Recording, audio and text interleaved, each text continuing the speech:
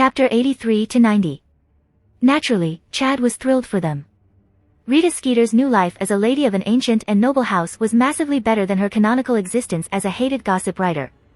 Especially when she was now actually valued as a reputable journalist and continually featured in the Witch Weekly magazine for her beauty. Sirius was also a far cry from how he ended up in the books. With sex on tap from a pretty witch, he was not the mopey tragedy story that was confined to a house he hated. Hell, now that Chad had forced him and his mother be civil to each other and redecorated the once gloomy mansion, Sirius actually enjoyed living at Grimmauld Place. Though Chad had a sneaking suspicion that it was because he now called the shots as the Lord of House Black rather than his overbearing mother, and also decided the family's future and direction. Probably why Dumbledore never cleared his name and sent Molly, overbearing, Weasley there to live in the first place.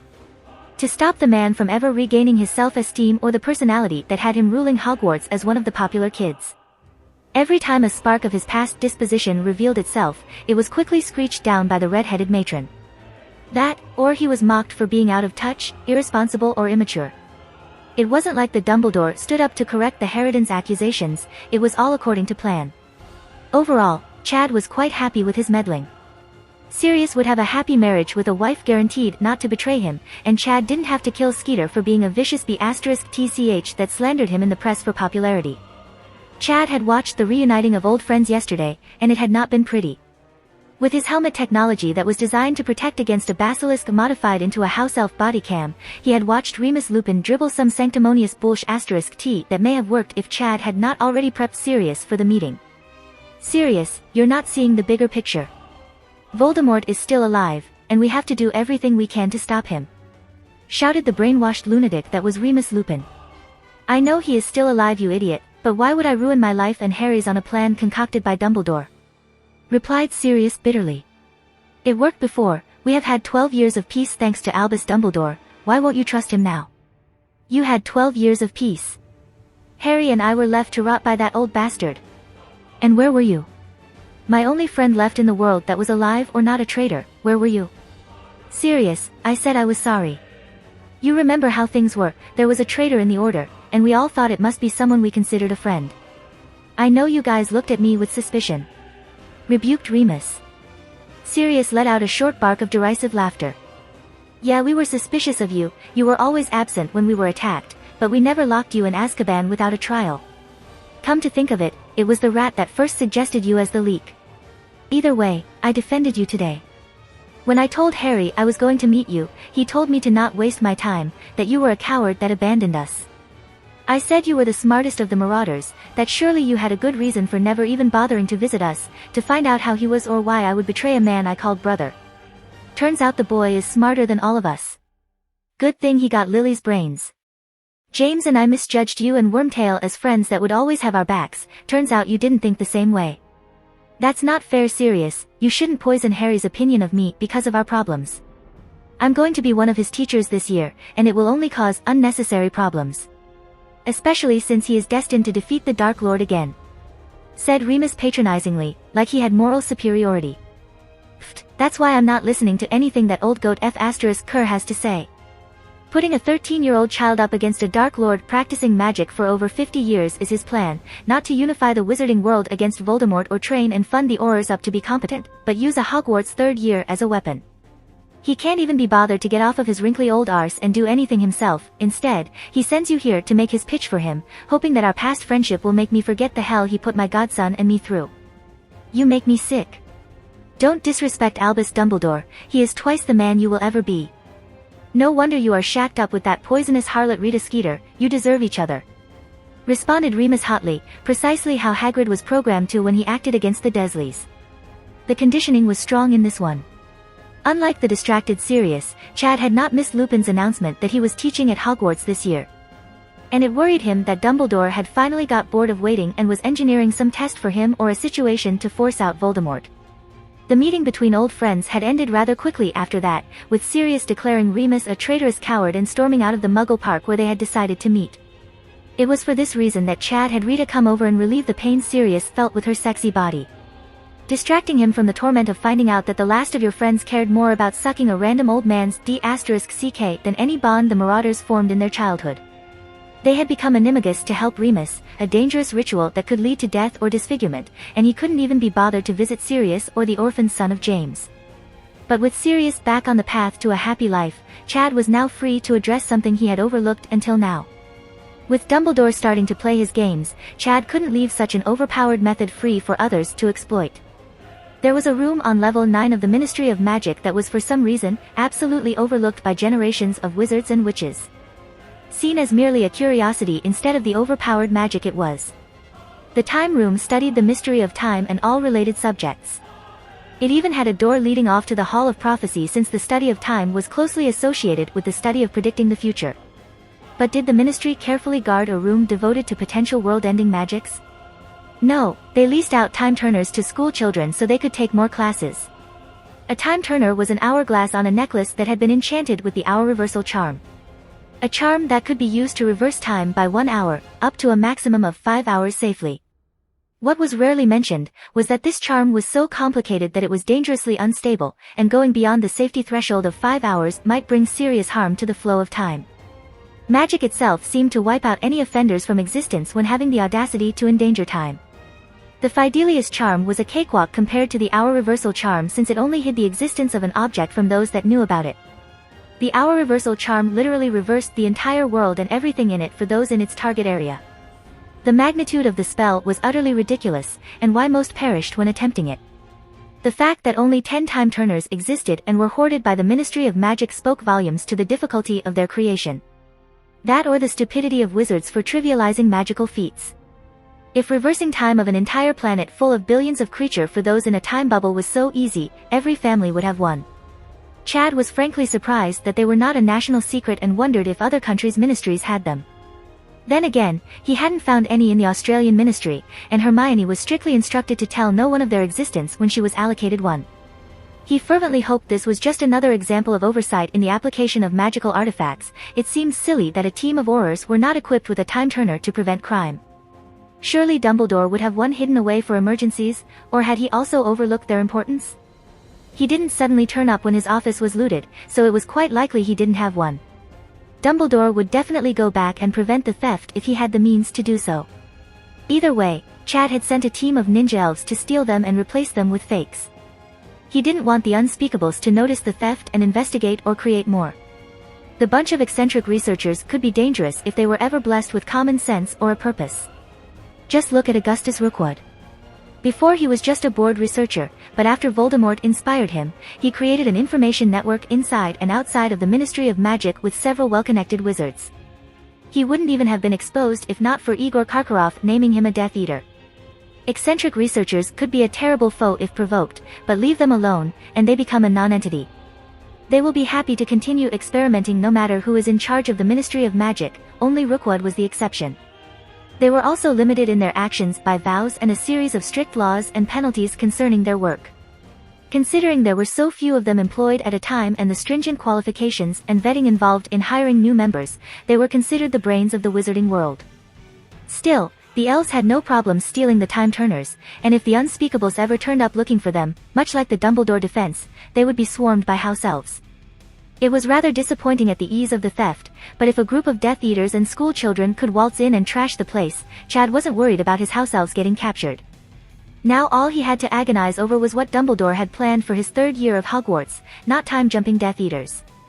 As much as Chad had changed the timeline with his meddling, Remus Lupin still rode the Hogwarts Express to the start of Year 3 of Harry Potter's magical schooling. Though admittedly, there were no escaped Azkaban prisoners or Dementors to worry about with Sirius free and Pettigrew dead. Though Chad was just as on edge as his canon counterpart was at this moment in time. But the difference was that he was not concerned about escaped prisoners. If there was going to be a jailbreak, it would be him doing it. No, it was the unknown that had him scanning his surroundings for threats. Chad had been complaining about being bored last year with no drama popping out to distract him and Phoenix Tears solving most of his projects. Now he just wished for hints about what Dumbledore was scheming. Boredom is the downside of control, the inevitable moment of boredom you reach when nothing is unexpected, and everything goes according to your plan all of the time. This was a quote from a fanfiction he read in his previous life, and he could absolutely relate. When he had everything under control with his foreknowledge, things did become dull. However, the opposite of boredom was entertainment, but unfortunately, Chad was always involved in any excitement to be had. Rather than watching on from the sidelines, he was dragged into life-threatening situations. It had been okay for that main character, he was a 4,000-year-old immortal vampire. Chad had an average human body, albeit a little more robust thanks to slight magical adjustments, but still squishy and mortal. There was a fine line between wishing for something to happen for entertainment and having a perverted old man weaving webs of intrigue around your life. For the umpteenth time, Chad lamented about not just offing the old bastard when he had the chance. But he liked to be methodical in his plans, and creating a power gap from the Dark Lord's death would cause more problems than it was worth. The potential death of his house elf minions in such an operation aside, if Dumbledore was mysteriously murdered, and then Chad had Rita denounce the old man as an evil Dark Lord, the people would focus more on the killer than any of Dumble's past misdeeds. Not to mention, there was no evidence, not even anecdotal, of the man's transgressions. Nobody was going to come forward and incriminate themselves with nothing to gain by doing so. Chad had wanted to maneuver himself into the perfect position to take over all of the old man's power base first, not just give it to some upstart with dreams of grandeur for free. He also had to find out if Dumbledore had a Horcrux hidden away. Chad wouldn't put it past him considering his lack of morality, access to Phoenix Tears, and the knowledge to do so. And this wasn't even touching on all of the dark wizards that were mostly kept in line from the deterrent the extremely powerful old wizard that faced off against the previous two Dark Lords presented. Lucius Malfoy would be a lot more active if there was no one to fear keeping him in line, and he certainly didn't fear the Ministry of Magic. He owned it after all. No, even with how badly Dumbledore had been *tch slapped in court, he was still the boogeyman for the light faction that kept everyone towing the line. In Chad's opinion, a Dumbledore in the wind was probably even more fearsome as he wasn't held back by his positions and titles. Still, as Chad watched the hobo that was apparently their new teacher try and time it so that they shared a carriage ride to the castle, he couldn't help but be on guard. "We will get the next one, sir, please go ahead." Chad politely offered the vagabond werewolf. "It's no bother, plenty of room for all of us," Remus responded amicably. When Neville and Hermione were about to move forward to accept the man's suggestion of sharing, Chad held their robes and gently pulled them back. "That's awfully kind of you, but I'm afraid there are private matters I wish to discuss with my friends. See you at the feast, sir." And with that, Chad steered his two minions towards another carriage being towed by Thestrals. With all of the death and slaughter Chad had witnessed in his second life, their appearance was guaranteed. Remus, not being entirely made retarded by Dumbledore's brainwashing, let them go. Trying to force the issue would only make matters worse. What was all of that about Harry? "You didn't want us to share a compartment with the unfortunate man on the train either?" Hermione asked, hinting at her disapproval in shunning what she thought a pauper once again. "Before you get all defensive of a stranger, that man is our new Dada professor. He was a friend of Sirius and my parents back in their Hogwarts days, and I'd rather have as little contact with the man as possible," said Chad, preempting any argument about being kind to those less fortunate.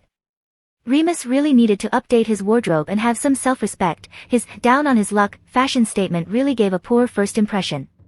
Surely Dumbledore could spare a few galleons for a wardrobe update, especially considering his penchant for flashy robes. "But if he was a friend with your parents, why don't you want to talk to him?" asked a confused Neville. With his tragic parental situation, he couldn't comprehend not wanting to associate with people that admired the parents idolized. Chad should probably get around to curing Neville's mum and dad soon, maybe after another year of conditioning the boy. Although he was coming along nicely and his mindset was slowly changing to suit Chad's ambition, he didn't need the two people he revered coming back and derailing all the hard work he had done training Neville to be his right-hand man. That would be because he worships the ground Albus Dumbledore walks on and left Sirius and me to our fate without ever once checking in on us. The man is a traitor as far as I am concerned. To treat your best friends like that, I shudder to think of how he treats his enemies. With them now shocked silent, they grabbed the next available carriage. Once everyone was seated, and the supposedly magic-powered carriage took off, the conversation resumed. "So what secret did you want to tell us, Harry?" asked the lovable dork that was Neville Longbottom. That was just an excuse, Neville. Harry was trying to be polite when refusing the new professor. Hermione helpfully informed the boy. Yes, there was definitely still a lot to work on with Neville. He thought to himself. We probably should be on guard with Lupin, though, he is a werewolf after all. Chad supplied, helping Neville regain some dignity from the faux pas.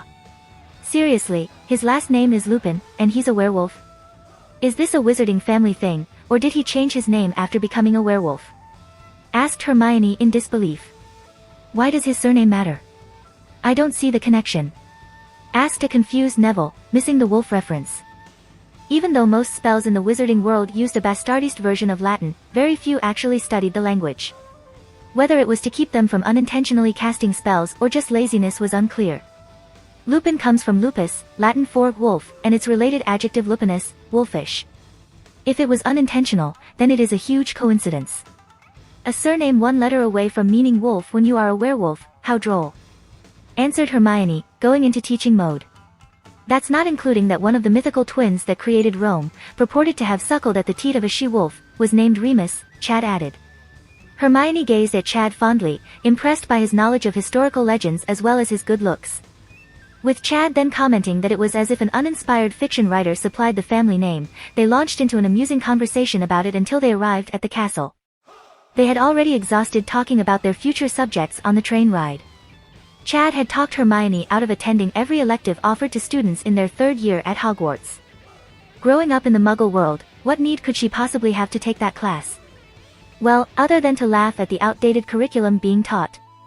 She had ended up taking the same subjects Chad had chosen, study of ancient runes, arithmancy, and care of magical creatures. Even Neville had ended up choosing them, but whether it was out of personal desire, to share classes with his friends, or because Hermione browbeat him into it, was unclear. Because Hagrid was missing in action thanks to Dumbledore's schemes, Professor Sylvanus Kettleburn was still the teacher for care of magical creatures and had put off his retirement. The man sitting at the teacher's table looked like a chewed-up piece of meat thanks to all of his injuries, so it could be his last year teaching. McGonagall must be desperately searching for his replacement. From the way that the Ravenclaw students were whispering about the new Dada teacher, it seems Chad's earlier thoughts on the man's clothing choice had been correct. They all thought it would be another year of self-study thanks to an incompetent teacher. Though the books described Remus Lupin as a competent professor, Chad wasn't going to hold his breath. This version of Lupin appeared to have been more thoroughly altered to suit Dumbledore's agenda. Anything was possible. He is surrounded by Raxperts, I hope he is okay. Came Luna Lovegood's dreamy announcement. The whispered gossip came to a brief halt as the Ravenclaw students took the time to stare at the blonde-headed girl calmly snacking on pudding after saying something so outlandish. What's a Raxpert? Asked one of the first years that had just been sorted, ignorant of Luna's eccentricities. Don't listen to Loony Lovegood, she's mental. Said Terry Boot. Raxperts are invisible. They float in through your ears and make your brain go fuzzy. I thought I felt some zooming around in here. Replied the petite girl while once again staring at Remus, unconcerned with the derision and mockery coming from the older students. This was the first time they had been brave enough to publicly tease her, and at the welcoming feast no less. The holidays must have made them neglectful of punishment from professors, that or they had become brave after a year of no repercussions to their bullying. Luna Lovegood was a bit of a touchy subject for Chad. Not because he didn't like her or was worried about any reputation hit from associating with her. No, it had more to do with the numerous fanfictions that painted her as a seer or a prophet. Chad was unwilling to risk exposure by associating with the girl that gave off an aura of being mildly insane. Even if she was more amusing in action than Lockhart was. So he had continued to watch her from afar. It was a good thing he could hide with spells, otherwise he would look like a creepy stalker the few times he curiously spied on her. Just like with all other students, he had been cordial in the few instances that they had actually talked. His reputation as friendly and accessible to those that asked for aid, firmly entrenched now after the second year of polite helpfulness. But as he witnessed the slow ramp-up of isolation and bullying of the poor girl, he had confirmed that she was not prophetic like had been assumed by fans, she was just a girl traumatized by her mother's death. She was also overly candid with her views and opinions. Nothing that suggested she knew Chad was borderline evil and wanted to take over the earth politically and economically. That was made clear by her only blurting out how the Nargles were hiding her stuff, and not how Chad was trolling Professor Lockhart for his own amusement. Chad had expected the bullied girl to try and come to him for help, seeing as he was renowned for being a hero and accepting of all students no matter their station in life. Particularly when the teacher had not done anything about the overt bullying. But to his surprise, Luna Lovegood had just calmly accepted the horrendous treatment by children picking on the person amongst them that was different, and just continued to skip along the halls of Hogwarts, learning magic spells that were questionable at best in their usefulness. With her not being some overpowered seer, her devil-may-care attitude only made her more interesting to Chad, and plans to befriend her soon started to develop, or at least stop actively hiding from her. But just like with Neville and Hermione, jumping in and helping her too early would see him lose half of the goodwill obtained than if he would have waited a bit longer. And so he had waited and continued to watch Luna Lovegood skip through the halls while slowly being disillusioned of house unity by her fellow Ravenclaw housemates' persecution. They stood by and watched other houses tease and denounce her as a lunatic before they laughed and then joined in. During this time, Chad made absolutely sure he was not seen anywhere near the confrontations. If she noticed him ignoring her, it would label him as just another person complicit in her exile. That would make all of his waiting for nothing if she viewed him in the same boat as her other tormentors. That was, until now. Chad looked at the older students mocking Luna and frowned. Since they had already thoroughly isolated Luna from the rest of Ravenclaw, it was the perfect time to interject and claim all goodwill for being a hero. It would also stop the older years from tainting the new student's perspective of the misunderstood girl if he stepped in now. Besides, now that they had bullied Luna in front of him, he couldn't just turn his head and ignore it. That's enough.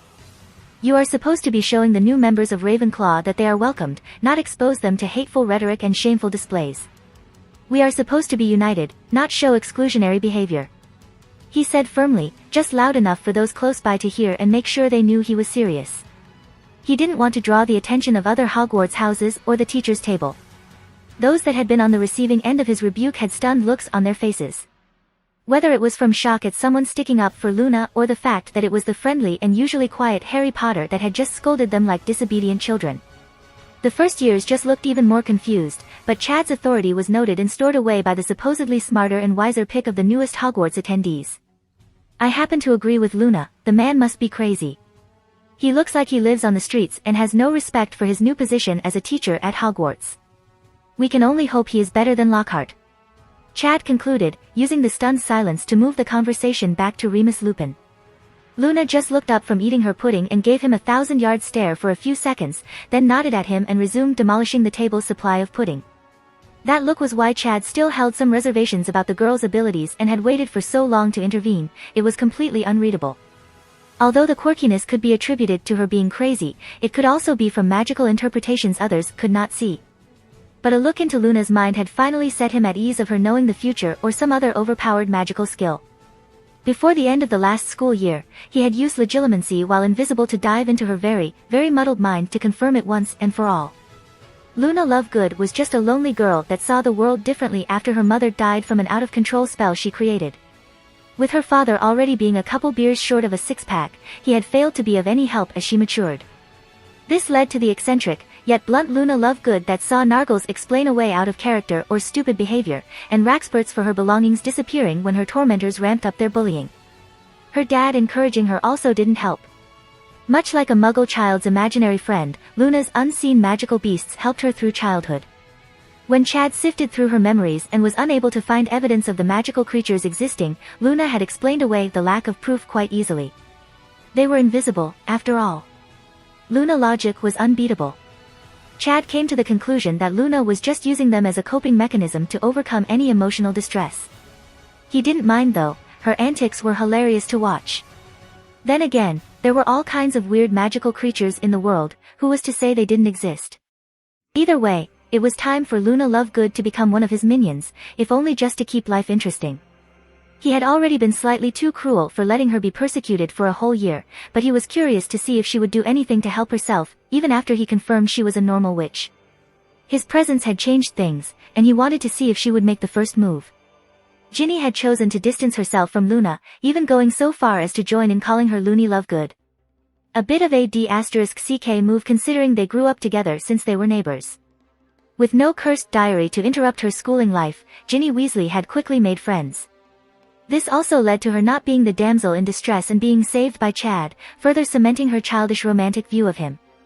He was honestly just glad she didn't join Ravenclaw to follow him around. An 11-year-old lovesick girl stalking him was not his idea of fun.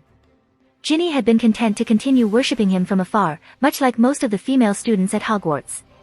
Anyone daring to make a claim for him would see themselves the target of all other contenders for Chad's affection.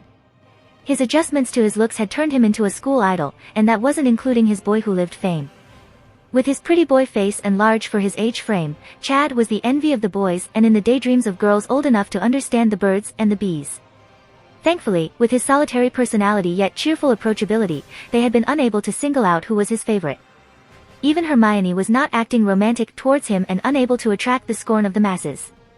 This also could be because she had made a fan club for like-minded witches to gather and admire Harry Potter and supplied them with photos of him.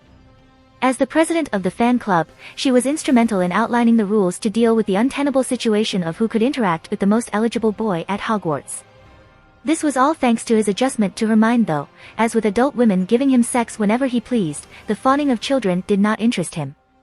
There was little to gain from making the halls of Hogwarts run red with blood from girls fighting over him, or boys attacking him. Much easier to just wait until they graduated. With Hermione volunteering to run interference for the hordes of fangirls, it was rare for him to be involved in awkward encounters. Even the boys had not troubled him over it, even if they hated him from envy. Thanks to his previous work in making himself aloof, yet still likable, it had dampened most of the negative aspects of being a hated pretty boy. At the very least, he wasn't like Sasuke Uchiha. No Naruto-like boys continually fighting with him or screeching girls chasing him around. Chad was a bit surprised by Luna's muted reaction to him stepping in to stop her teasing at the feast. Though this could be for a myriad of reasons, nothing was rational or logical when it came to Luna Lovegood. Still, he would start making a concentrated effort to stop all forms of abuse towards the girl, even if it cost him some reputation. At the end of the day, the loss would be minimal compared to the gains he received as a white knight protecting the downtrodden. Not to mention a new minion to keep him entertained as he took over the world. The feast slowly came to an end while Chad mulled over his plans to draw in Luna Lovegood to his side, but when McGonagall stood up to make an announcement, he could tell something was wrong.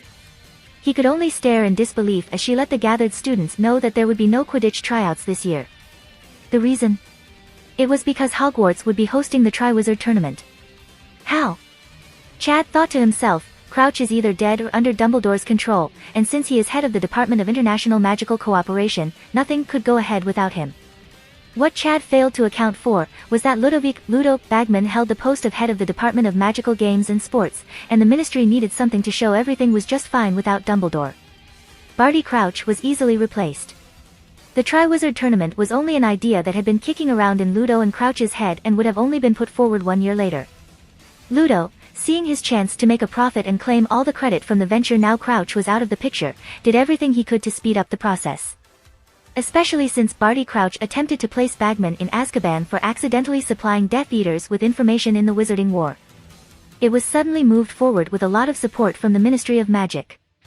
The Ministry, in all of their stupendous wisdom, thought that a prestigious tournament with a high death toll was just the thing to make them look unconcerned by the rest of the world snickering at the controversy rocking Britain's inept magical government.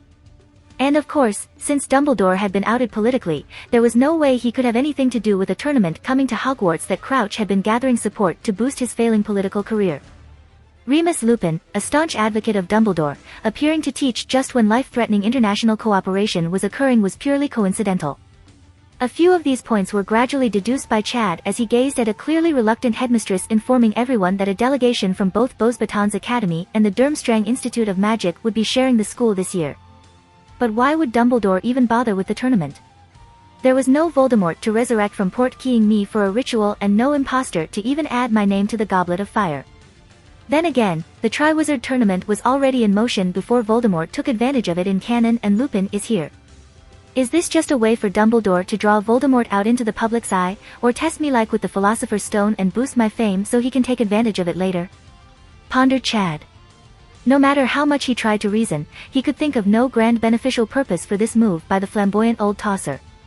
Was he just tired of waiting for Tom Riddle to make a move? Since Dumbledore wants to play games, I might as well do the same. Perhaps it's time for Rita's new book to be published.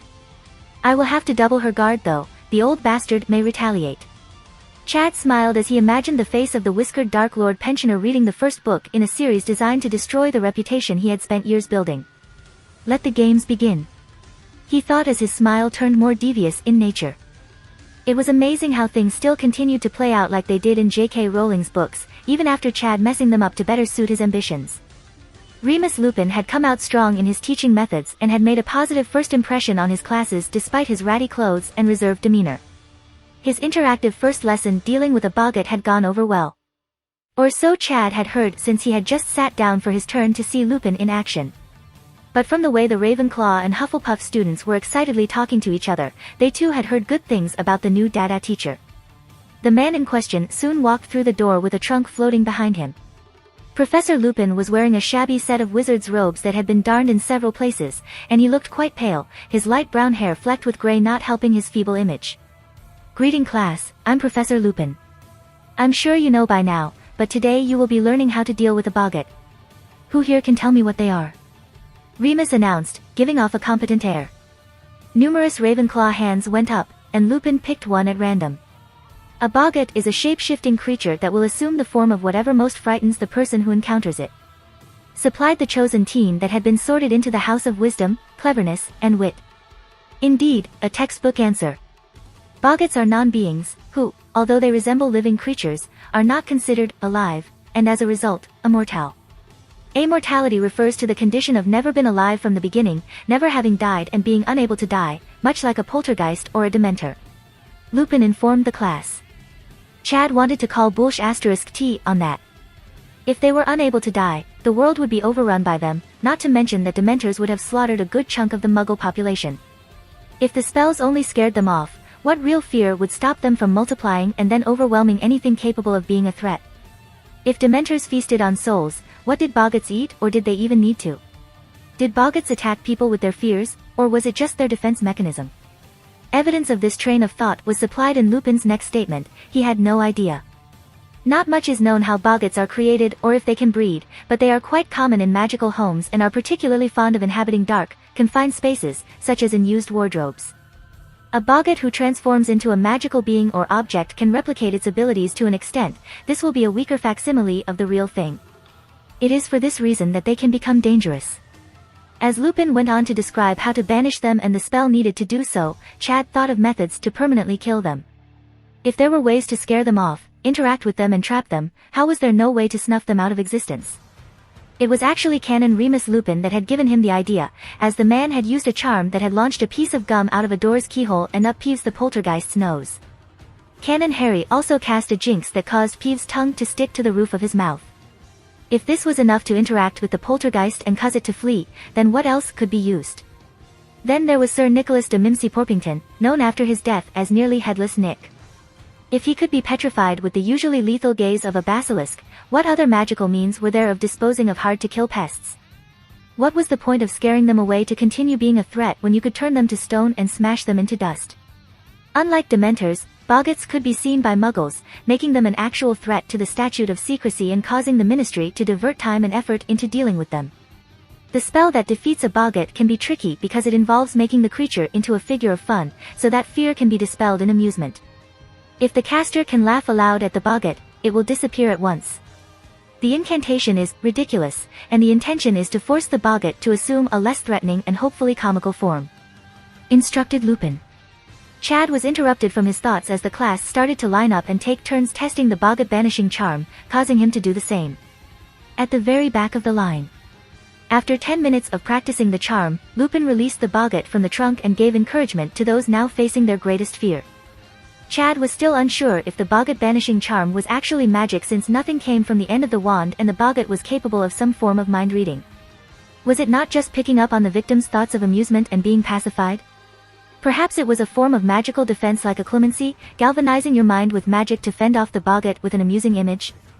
If it was a spell, then it opened up some exciting paths of magic. If an attack didn't have to manifest into a visible form, like a red beam for a stunner, how much harder to dodge would it be? Whatever it was, Chad couldn't test it now in front of other people. Hell, he didn't even want to face off with the boggart at all. Who knows what it might turn into and expose. He wasn't going to bet everything that a clemency would protect him. The line slowly began to shrink as those that had defeated the supposedly indestructible magical creature moved to the side so they could still watch. Chad had made sure that he was at the very end, hopefully bypassing this test that was surely for Dumble's benefit. Alas, it was not to be. Your turn, Harry, go on, don't be afraid. Remus encouraged him with a twinkle in his eye, reminiscent of another certain older man when gazing at children. I rather not, sir. I'm not as brave as the other students that are fine with exposing their deepest fears for others to take advantage of. I wouldn't be surprised if the Weasley twins will be using your class to their advantage. Chad said in an offhand manner, hopefully coming off as a cool kid and not a coward. Just like with the Sorting Hat debacle, those that had started off thinking Harry Potter was a coward slowly had it dawn on them that they had once again not thought of the consequences of their actions. Although this time, it was mostly the purebloods that were worried since most Muggleborns were unaware of the harsh reality waiting for them when they graduated Hogwarts. Status was everything and valuable information like what terrified you could end a career if used correctly. Fights had been fought over more trivial things than making someone piss themselves in fear in front of ministry colleagues. Not to mention that in a duel, using your target's fears against them gave a massive advantage. A few had wrapped scarves and shawls around their heads to combat the colder temperature they were unused to. But not one of the supposedly cream of the crop 7th years from the French school thought to apply a charm to warm themselves. Shortly after their arrival, the Durmstrang ship appeared from below the surface of the Black Lake to the south of Hogwarts Castle. It had a strangely skeletal look about it, as though it were a resurrected wreck, and the dim, misty lights shimmering at its portholes looked like ghostly eyes. The group soon appeared from the shadows cast by the light from the ship and were led by a man that could only be Karkaroff, the former Death Eater that snitched on his criminal associates for clemency. Unlike the Beauxbatons crowd, the Durmstrang group were adequately attired for the night chill and were kitted out in thick cloaks of some kind of shaggy, matted fur. Just for not looking like idiots, Chad already had a higher opinion of them than the French contenders. Krum was Karkaroff's clear favorite, as Chad could overhear him hurrying McGonagall along in her greetings so they could go inside for the famous Seeker's benefit. Apparently, he had a slight head cold. With both groups having arrived just in time for the evening meal, everyone was herded into the castle for the official welcoming feast for the Triwizard Tournament. Once inside, Krum and his fellow Durmstrang students were still gathered around the entrance to the dining hall, apparently unsure about where they should sit. The students from Beauxbatons had chosen seats at the Ravenclaw table but were looking around the Great Hall with glum expressions. 3 of them were still clutching scarves and shawls around their heads, obviously the heat of the room not enough for their delicate sensibilities. If it was one thing Chad despised, it was people that were never happy with the host's arrangement but made no attempt to improve their own situation. Expecting others to go out of their way to make them comfortable when they were responsible for themselves. Imagine going to someone's house for a party at night, in winter, dressed in shorts and a t-shirt, and complaining to the owner that they were freezing. It wasn't even that cold, and they had magic capable of warping reality. Not to mention that the students brought to Hogwarts were meant to be the best their school had to offer. The advertisement of Beauxbatons' teaching ability. How were these rejects supposed to compete in a tournament that could kill them? What was even worse, was that 2 of the people shivering with scarves around their faces were male. Chad couldn't keep the look of disdain off his face as he stared at the 2 soy boys sitting across the table from him, shivering and complaining at the level of English hospitality. With nothing but time on his hands, Chad had taken advantage of legilimency and occlumency to learn many other languages that were prevalent around the globe. It was always a good idea to know if you were being mocked or insulted in the native language when in another country. Especially if you planned to rule it. With Chad making no effort to hide his opinions, the 2 men in question quickly became aware of his scorn. "Do you have a problem?" one of them asked loudly in heavily accented English. This, of course, gathered the attention of all those seated at the Ravenclaw table, both Hogwarts and Beauxbatons students alike. "Yes, I do.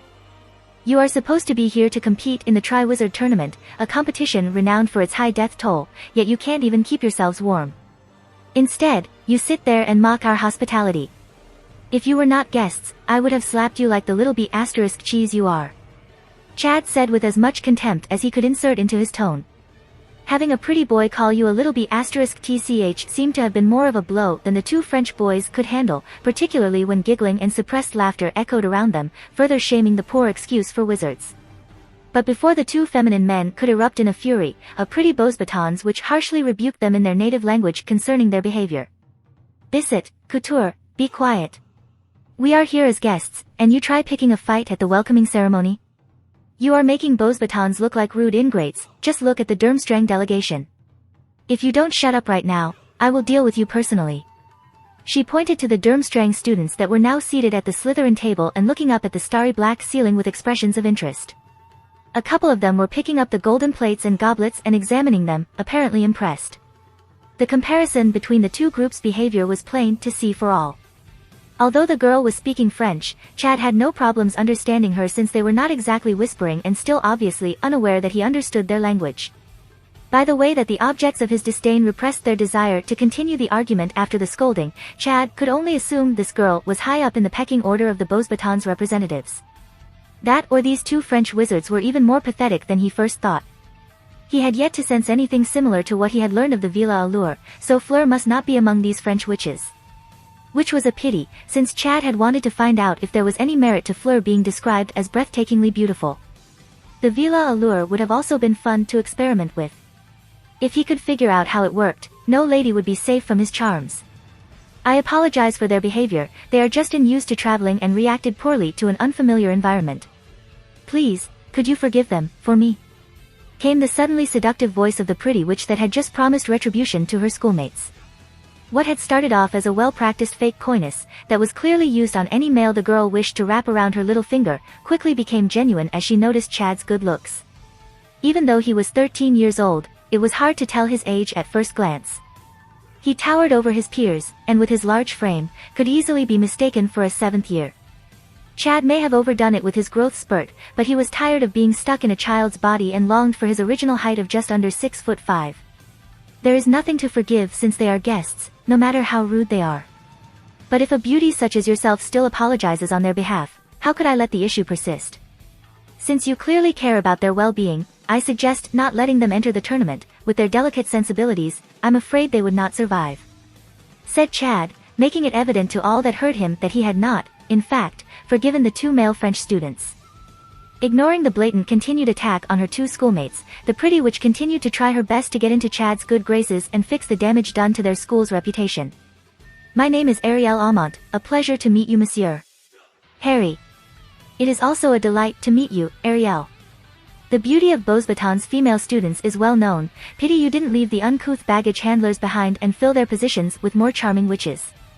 As Chad said this, he moved his gaze up and down the French witch that had earlier been shivering with a muffler wrapped around her face. She had long since removed it after he had shamed the two men for doing the same and was now blushing red, indicating her face was flushed with heat and no longer cold. Whether this was embarrassment from his earlier remarks, a spell, her shyness from being stared at like a piece of meat, or her own attraction to him was unknown. Chad's reply had been a backhanded compliment, while at the same time, once more showing his disdain for the two furious soy boys staring daggers at him. The four other male students from Beauxbatons had also now joined them in trying to kill him with their eyes. To suggest that the only good thing about their magic school was its gorgeous females was the equivalent to calling it a bordello. Then again, they were French, so this may have been a compliment to them. Nevertheless, the 6 witches that had come to Hogwarts to compete were indeed top-quality beauties, and his statements from before had been truthful.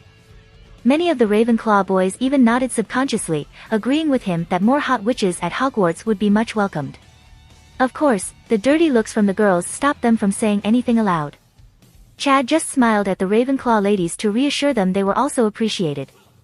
Although natural beauty was celebrated, it was not a deal-breaker for him with his ability to magically create supermodels and brainwash them into adoring concubines. It was a big part of why he was not susceptible to Ariel's flirting. Romance and desire had lost a lot of meaning when you could manufacture its solution on a whim. "Will you be competing in the competition?" Ariel asked in her accented English, once again choosing to ignore Chad's baiting. "No, even if I was old enough, the rewards are just not worth the risk of death." "I hope you don't either.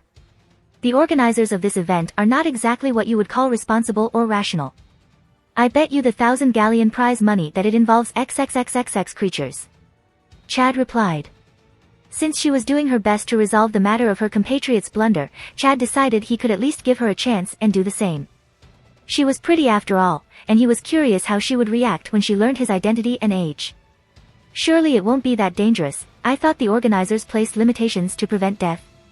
This is a competition for students, after all," Ariel reasoned, thinking the comment about his age must mean he was 16 instead of the same age as her. "You would think so, but I have a reporter friend that informs me the Triwizard Tournament uses a magical contract to enforce those selected to compete or lose their magic. Does that sound like a reasonable condition for a contest to promote interschool unity?" Chad replied. "Surely not," gasped Ariel in shock. As if by design, McGonagall stood up to announce the tournament and its rules for entering. First, she introduced Ludo Bagman and the newly appointed Pure Blood that replaced Crouch, then the 3 heads of the schools as judges. With that out of the way, she got down to business, launching into a drawn-out explanation of the dangers while the Goblet of Fire was brought out. The artifact was to be an impartial judge, to select the champions of each school. Anybody wishing to submit themselves as champion must write their name and school clearly upon a slip of parchment and drop it into the goblet, said McGonagall. Aspiring champions have 24 hours in which to put their names forward. Tomorrow night, Halloween, the goblet will announce the 3 it has judged most worthy to represent their schools. To ensure that no underage student yields to temptation, I will be drawing an age line around the goblet of fire once it has been placed in the entrance hall. Nobody under the age of 17 will be able to cross this line. Finally, I wish to impress upon any of you wishing to compete that this tournament is not to be entered into lightly. Once a champion has been selected, they are obliged to see the tournament through to the end. The placing of your name in the goblet constitutes a binding, magical contract. Please be very sure before you drop your name into the goblet. Ariel stared aghast when Chad was proven correct on the foolishness of those in charge. It was just a sporting competition between schools. Was there really a need for magical contracts and the chance of dying? As I said, not worth the rewards for the risks involved, said Chad. The students that had overheard the entire conversation couldn't help but feel the same way. Even the Beauxbatons students couldn't help but grit their teeth at the new pressure applied to them as the representatives of their school. They had thought it was just going to be regular competition to test their skills and abilities, with a duel or a simulation. Now they were being told that if they were chosen, champions would have to see it through to the end no matter what they had to face. Of course, when beautiful women and men's egos were involved, there was always a few that disregarded wisdom in favor of a chance to get some strange. HMPF, McGonagall wouldn't let the tournament go ahead if it was dangerous. Even if you are scared of danger, that's no reason to try and frighten others. Announced Roger Davies, a chaser for Ravenclaw's Quidditch team, with a sneer. Chad just sighed. There was always one idiot that put caution to the wind in his pursuit of the fairer sex, even if their chances of succeeding were low. Looking around to see how many others agreed with Davies, he wasn't surprised at all to see the 6th and 7th years looking at Roger like he was an idiot. Only the male Frenchies seemed to be agreeing. This was understandable since, over the last 2 months, the shot callers of Ravenclaw had ignored his warning to leave Luna alone and had needed to be forcefully taught the error of their ways. It was nothing overt or something that could be tied to Chad in any way. But since all those that ended up being beaten and bruised, unable to move from where they lay at the bottom of the stairs they were found had been known bullies of Luna, the smarter ones knew who was responsible. When even girls were not spared a mysterious thrashing, the older years quickly stopped the campaign of isolation against Luna Lovegood and let her be. Since none of the victims could identify their attacker, and the only proof they had was that they were bullying a second year and Chad had told them to stop, they could not go to a teacher.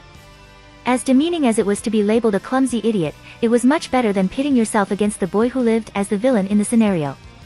Unfortunately for Chad though, Roger Davies was a 5th year and had yet to cross the line beyond childish insults against Luna. And the 6 clumsy older students were not going to warn him of their own mistakes and be exposed. Although Ravenclaw was not known for their social abilities, they were still wise enough to see sudden personality shifts, and correlate them with accidents, especially when it happened repeatedly. The problem was, just like the other houses, there were always a few that seemed to be missorted. Roger Davies was thick as pig *T. Wasn't this the guy that went to the Yule Ball with Fleur in the original timeline? Chad thought to himself. Well, if he wants to be an idiot, I may as well profit from it. Oh, so you plan to try and beat McGonagall's age line and enter the competition? Chad said with mockery evident in his voice. Of course, I am. As if I would be scared of a school tournament. Replied Roger, like a lamb to the slaughter. Oh, so you know how to bypass the age line? All it will take is an aging potion. McGonagall must be slipping if she thought she could stop us Ravenclaws from entering. Right lads? Said the idiot confidently, drawing support from the Quidditch teammates sitting with him. It won't work, but since you are so sure, how about a bet? 100 galleons says an aging potion will fail, and another 100 if you want a surefire method to put your name in the goblet of fire. Unless, of course, you're scared. Challenged Chad, closing the trap now that the blowhard had run willingly into it. Caught out with his own bravado, Davies could only grudgingly agree or risk looking the fool after jumping in and questioning people's bravery. With so many witnesses, Chad wasn't even afraid of the idiot welching on the bet. He could earn more than the tournament's prize money by extorting illogical wizards for a guaranteed entry method. As the next day was Saturday, most students would typically have breakfast late. It also made it convenient for the students below the age of 17 to test out ways to beat the age restrictions. Since Hogwarts was a boarding school, rumors traveled extremely quick, and Chad's bet with Davies was now known by all. An age potion was brought to the forefront of every underage student that wanted to cheat the system and enter the competition they were forbidden from. Case in point were the Weasley twins and their friend Lee Jordan that had gathered a crowd in the entrance hall in front of the Goblet of Fire to test it out. The goblet had been placed in the center of the hall and had a thin golden line traced on the floor around it, forming a circle 10 feet in every direction. "Only a few drops each," said George, rubbing his hands together with glee as his brother carefully held the potion that magically aged a person. "We only need to be 1 year older. We're going to split the 1,000 galleons prize between the 3 of us if one of us wins," said Lee, grinning broadly to the crowd. Roger Davies anxiously watching on from the sidelines. If the potion worked for the red-headed terrors, it would win him the bet with Harry Potter. If not, he would be out of 100 galleons and need a new method to enter lest he is out 100 more if he needed to rely on Chad's offered services. The others gathered were also keen to see if the twins succeeded so they could use the same method. "Ready?" Fred said to the other two, quivering with excitement. "Come on, then, I'll go first." Fred pulled a slip of parchment out of his pocket, bearing the words Fred Weasley, Hogwarts.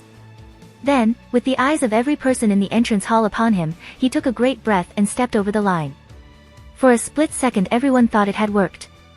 George certainly thought so, for he let out a yell of triumph and leapt after Fred, but next moment, there was a loud sizzling sound. Both twins were hurled out of the golden circle at the same speed as Bella Thorne running from her OnlyFans ripped-off pay pigs after the money cleared. They landed painfully, 10 feet away on the cold stone floor, and both of them had sprouted identical long white beards. Roger Davies audibly groaned. 100 galleons was not a small amount, especially to a 15-year-old kid on an allowance. Even if he was from an affluent pure-blood family, that kind of money was not exactly easy to throw around. Considering the Firebolt, the latest racing broom that came out this year, cost 700 galleons, and even pure-blood kids could only dream of owning one. 100 galleons was a very high price for losing a bet. It was also an extremely high asking price for a method to enter your name into a tournament when you were not even guaranteed of being selected as a champion. Luckily, children rarely thought in the long term, magical children, even more so. For any of those that think they have a chance of winning the Triwizard Tournament, I can guarantee your name goes in the cup. All I ask is 100 galleons, a tenth of the prize money. Up front, of course. Chad declared his sales pitch. Immediately there were cries of the price being too expensive, but Chad simply mentioned that if they weren't confident in their abilities to win, why were they even trying to enter in the first place? If it was one thing that you could count on to force a teenager to make a terrible decision, it was challenging their ego.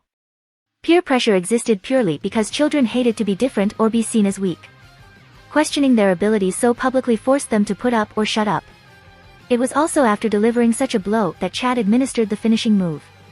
"Look, if you don't have the money now, I can wait until you win the tournament to pay me back. 100 galleons for the chance to win 1,000 is easy money if you have the skills to back up your boasting. If you are just here to run your mouth in front of the girls, please move to the back to make room for the real men here to win the tournament." Of course, what Chad was saying was utterly hypocritical since he wasn't even going to enter into the competition, but what did he care about the mewling cries of defeated children? The boys that had gathered in the entrance hall looked around to see every girl there, curious to witness who would make a move. With Harry Potter, the not-so-secret crush of every girl calling them out, how could they still call themselves men if they ran away like cowards? What girl would ever respect them if they failed to show some bravery? There were still a lot of male students capable of not falling for the blatant manipulation, but Chad still had 27 boys ranging from 3rd to the 6th year signing a magical contract.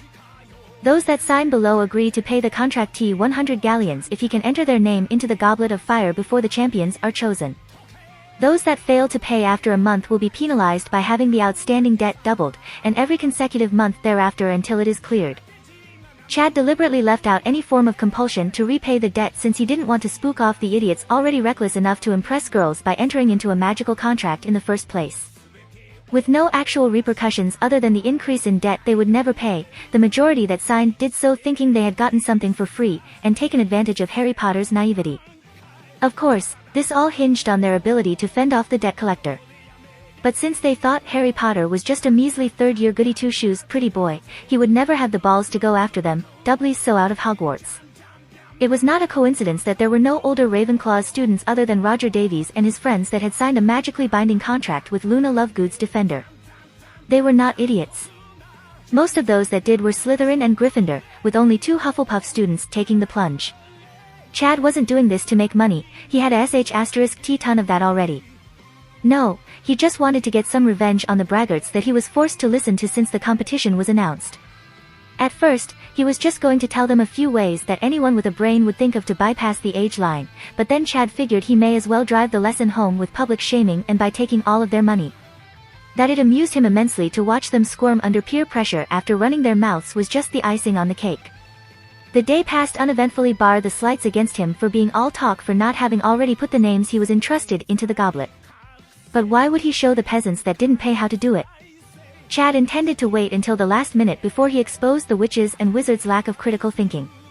Honestly, he had expected a teacher to get wind of his little monetary venture and come to put a stop to it by now.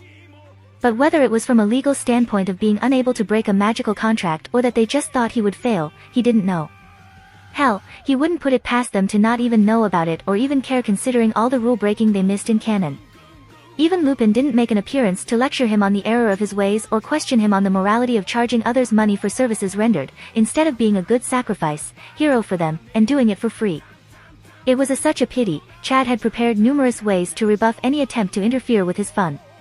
Either way, it was 5 minutes before the goblet was scheduled to be taken away and be presented for the choosing ceremony when he decided to act. Under the watch of as many people that could fit into the entrance hall, Chad laid out the names on the floor and cast a spell. The pieces of paper with the contact signatories' names and school written on them folded themselves into paper planes and took to the air. They effortlessly passed the golden line drawn on the floor and continued to dive bomb into the blue-white flames of the goblet of fire one after the other. The age line only stopped underage people passing, not objects. As each name entered the fire, it turned briefly red and emitted sparks. With each paper plane that entered the goblet, the magical contract glowed and had the number 100 appear next to the signature that had just been entered. How it did this or even knew when the contract had been fulfilled could only be attributed to magic. The assembled students could only stare with their mouths agape at the simplistic way he had just outsmarted the age restrictions of entering. The spell he used was not even an original creation since it was commonly used in the Ministry of Magic for interdepartmental memos to be passed around. He also didn't even need to use a spell, he could have simply thrown the piece of paper or used telekinesis to do it. Before the students could even think to try replicating his method, Minerva McGonagall pushed through the crowd and grabbed the goblet. "Mr. Potter. I placed the age line to prevent younger students from entering, not so you could do it for them." She scolded, emphasizing her displeasure with a withering stare. "Oh, I thought you wanted to test people's intelligence and dedication to see if they were worthy to enter or not. I just wanted to help people realize their dreams since I know what it is like to have those in authority decide my fate for me," Chad said while smiling, the not-so-subtle reminder that Dumbledore plotted against him clearly implied. Even with her memories of dumping him at the Dursleys removed, McGonagall still thought highly of Albus. "I offer children sweets Dumbledore since he had been her mentor for years. Also, mind magic." McGonagall was left with only two options. A very public debate that would only see her and Dumbledore lose face, or punish the boy who lived for not actually breaking any rules and be seen as overbearing and unreasonable. It was a lose-lose situation. She could only increase the level of her stare to extra withering and remove the goblet from the entrance hall, preventing any more underage entries. As the headmistress of Hogwarts marched out, parting the children like Moses parting the Red Sea, there were noticeable groans from those that had missed out and realizing how simple it was to bypass the age line. Since Chad was quite petty, he couldn't help himself leaving a parting jab to finish what was left of their destroyed egos as he made his way to the champion selection ceremony feast. "If you think my method was obvious, wait until you realize you could have just asked a 7th year to put your name in for you." The Halloween feast seemed to take much longer than usual, everyone eager to see who will be selected as the champion of their school. At long last, McGonagall rose from her seat, followed by her fellow judges, and announced the beginning of the selection process. "The goblet is almost ready to make its decision. I estimate that it requires 1 more minute.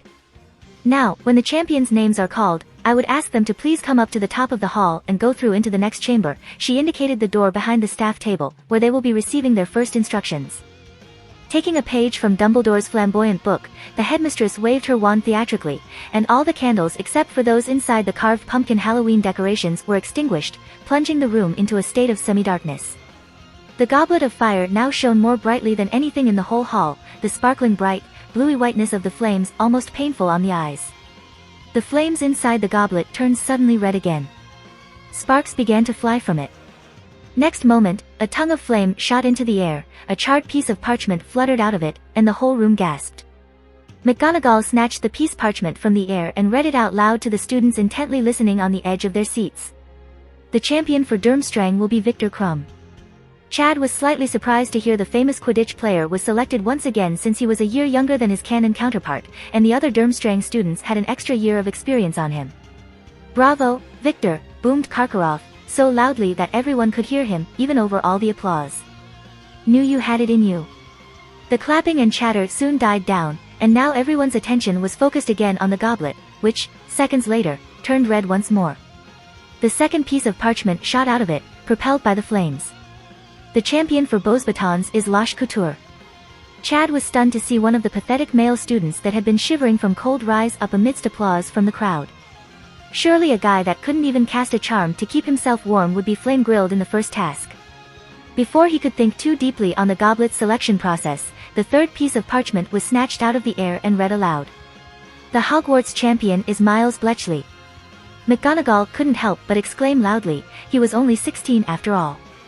The slender dark-haired Slytherin stood up with a **T-eating grin to thunderous applause from his house, and ridicule and denouncement from the Gryffindors. Chief among those crying foul and demanding a redo for the Hogwarts champion was Ron Weasley.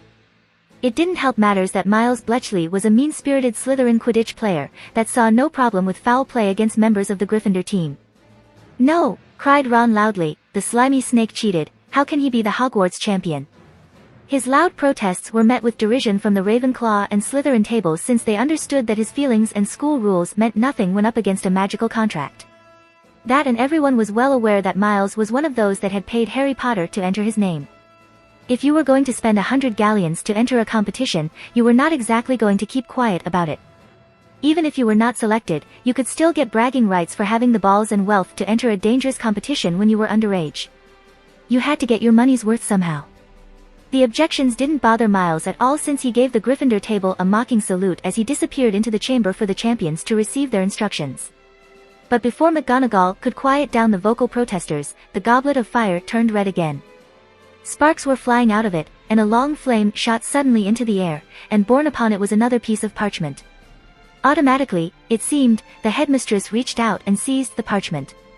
Chad had focused his attention on only one person at the front of the dining hall, and it wasn't on McGonagall catching the fourth entry into a tournament meant for 3 participants. No, Chad was looking at Remus Lupin's smug smile, while the rest of those gathered had looks of shock and disbelief. It was clear that he had expected a 4th champion. Ronald Weasley. Minerva read out in stunned incredulity.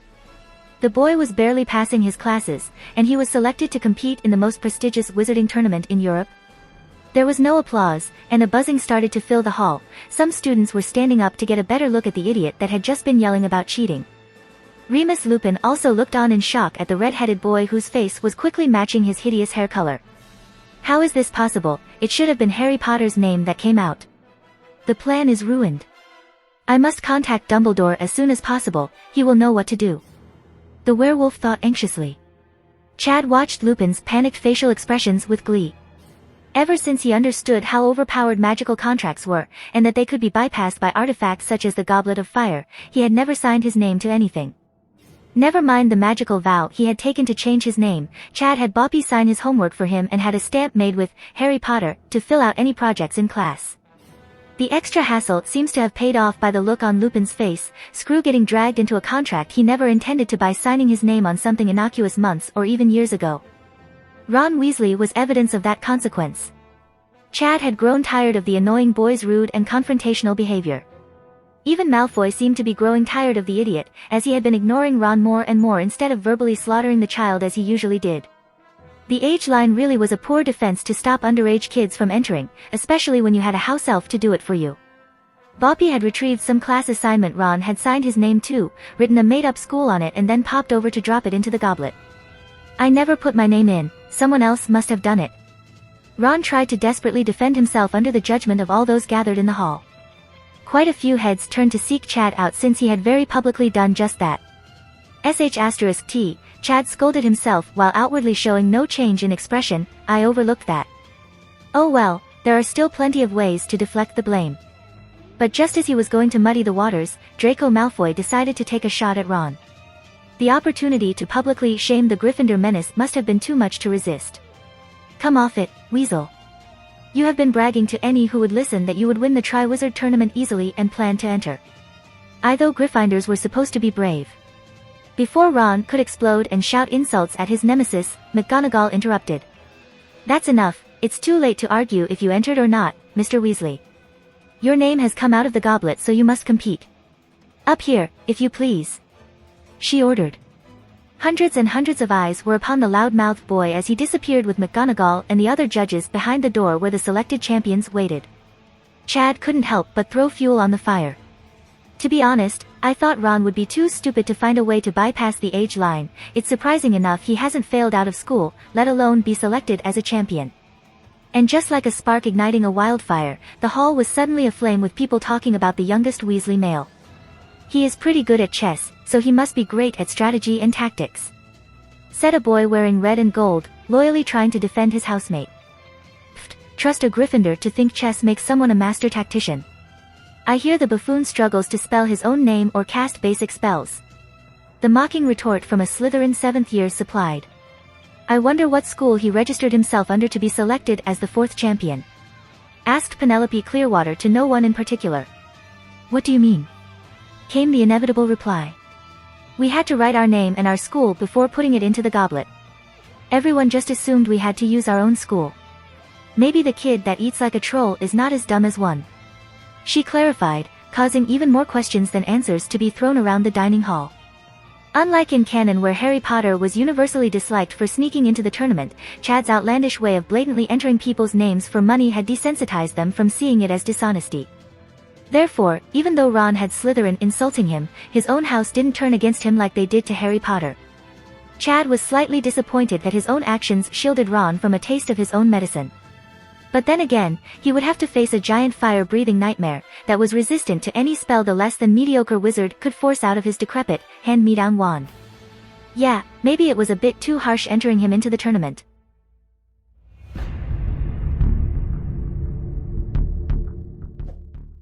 If you like this content, don't forget to like and subscribe. See you later, bye-bye.